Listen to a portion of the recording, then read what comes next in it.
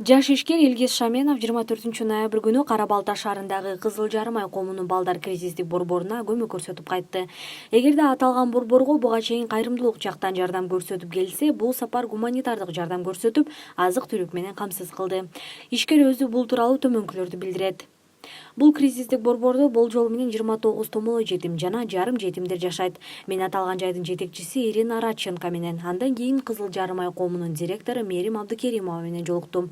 Ал жакка бараардан мурун балдар үйү эмнеге муктаж экенин сурап, керек болгон нерселер менен катары эле таттууларды жана белектерди алып барып бердим.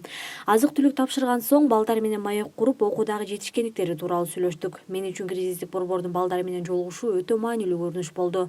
Анткени алардын жүзүндөгү жылмаюуну көрүү абдан баалуу. Албетте, ушундай жолугушуулардан кийин ата-эненин мээримине зар болгон балдарды кичине да болсо бактылуу кылуу башка нерсе менен эч тең келе албасын, түшүнөсүң, дейт Илгиз Шаменов. Белгилүү болгондой, жеке ишкер кайрымдуулук иштерин байма-бай өткөрүп келет.